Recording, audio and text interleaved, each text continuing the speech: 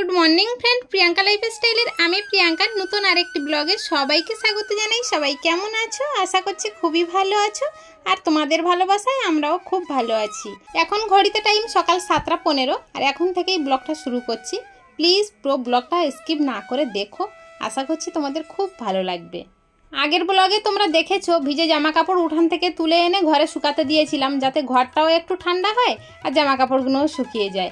আর সকালে দেখছি তো সব শুকিয়ে গিয়েছে, তাই এইভাবে সব খাটের একধারে নামিয়ে রেখে দিয়েছি।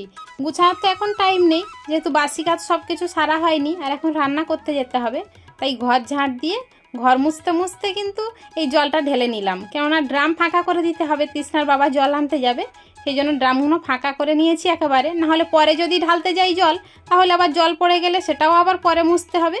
ওই জন্য মোছার সময় এই জল ঢেলে ঘরটা ভালো করে একেবারে মুছে রেখে তাই ঠাকুর ঘরে চলে এসে ভগবানকে আগে ভোগ লাগিয়ে নিচ্ছি।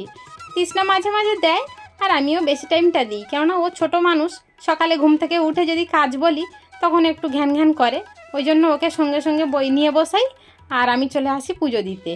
আর আজকেরও তাই করলাম, ভগবানের ভোগ লাগিয়ে তারপরে ফুল তুলতে এসেছি।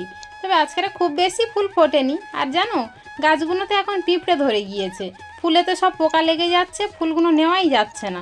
কিছু কিছু ফুলও বাদও দিতে হচ্ছে, ভগবানের পুজো লাগাতে পারছি না, মানে ছোট্ট ছোট্ট ফুটছে কিন্তু তার গায়ে সাদা সাদা পোকা ভরে যাচ্ছে, কি করে দেব বলো? তাই ভাবছি এই ডালগুলো সব কেটে দেব। তবে তৃষ্ণার বাবাকে বলেছি, বললো যে একটু দেরি করো, বর্ষাটা পড়ুক, পড়লে সব ডাল কেটে দেবো। এখন কয়েকটা ফুল হচ্ছে, পুজো দাও, নাহলে ফুল কিনতে হবে তারপরে পুজো দিতে হবে। তা ভাবলাম সে তো ঠিকই বলেছে, বর্ষাটা একটু পড়লেই ফুল গাছ কেটে দেওয়া হবে। এই যে লাল ফুল গাছটা দেখছো, এটা আমি বিয়ে হয়ে এসে দেখেছি এই একটাই লাল ফুল গাছ এই বাড়িতে রয়েছে।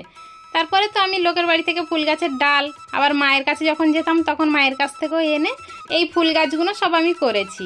তবে একটা কলমের সাদা জবা কেনা হয়েছিল, খুব সুন্দর ফুল ফুটতো, তোমাদেরকে দেখানো হয়নি মনে হয়, সেই গাছটা দেহত্যাগ করেছে। ওই ফুল গাছটাকে আমি খুব মিস করি জানো, আর কি সুন্দর ফুল ফুটতো, আর কত কত ফুল ফুটতো, ঠাকুর ঘরে জায়গাই হতো না দেওয়ার। আর সাদা ফুল তো সব ঠাকুরের প্রায় লাগে বলো, কিন্তু আমি সেই সাদা ফুলটা আর পাই না। তবে যাই হোক, তোমাদের সাথে গল্প করতে করতে অনেকটা এগিয়ে এসেছি।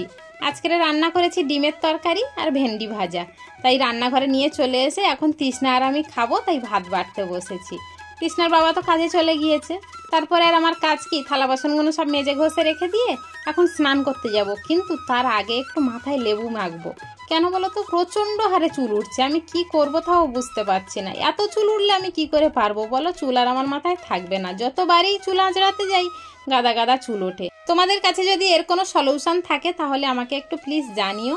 সত্যি আমি আমার চুলকে খুব ভালোবাসি, আর আমার চুলের গোড়ায় এত নরম কেন আমি তাও বুঝতে পারি না, একটু টান দিলেই না ফটফট করে চুল উঠে যাচ্ছে। আর মাথায় শ্যাম্পু করতে গেলে ভিজে মাথা থাকলে তো যে চুলের গায়ে টান লাগছে সব উঠে চলে আসছে।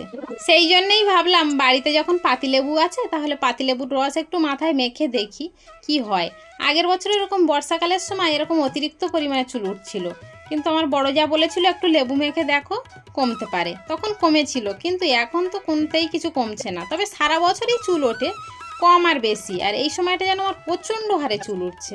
দুপুরের পরে আর কোনো ভিডিও ক্লিপ নেওয়া হয়নি, আবার অনেকটা সময় পরে তোমাদের সামনে চলে এসেছি। এখন বাজে বিকাল 5:30 আর চারিদিকে একটু মেঘলা মেঘলা মতো হয়েছে, আর সন্ধ্যাও প্রায় হয়ে এসেছে, তো তাই একটু বেশি অন্ধকার লাগছে।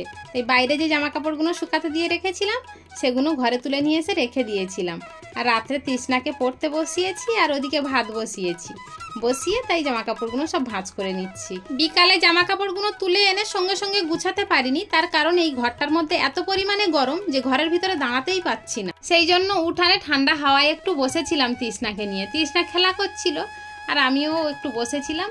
আর সন্ধ্যা হতেই ওদিকে সন্ধ্যা দেওয়ার কাজ সেরে তাই ঘরে এসে এখন জামা কাপড়গুলো গুছিয়ে নিচ্ছি। কিন্তু এখনও যা ঘরের মধ্যে গরম, তা মনে হচ্ছে যে এখানে না থেকে উঠানেই চলে যাই। সত্যি বাইরে প্রচণ্ড হাওয়া দিচ্ছে, সুন্দর ঠান্ডা, কিন্তু এত রাত্রে তো মশাই ছিঁড়ে খাবে, প্রচণ্ড মশার উৎপাত হয়েছে আমাদের এদিকে। কেনই বা হবে না বলো, চারিদিকে তো ড্রেন নোংরায় ভরা, সেজন্যই তো মশার উৎপাতটা বেশি হয়।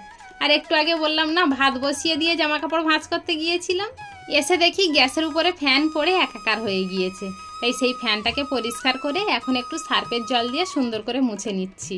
এই কাজটা আর সকালের জন্য থাকলো না, তাই একেবারে সুন্দর করে পরিষ্কার করে নিলাম। তাহলে চলো আজকের ব্লগটা এখানেই শেষ করছি। দেখা হচ্ছে নতুন আরেকটি দিনে নতুন আরেকটি ব্লগের সঙ্গে। ততক্ষণ পর্যন্ত সবাই ভালো থেকো, সুস্থ থেকো আর অলওয়েজ হ্যাপি থেকো। আর আমায় মনে রেখো।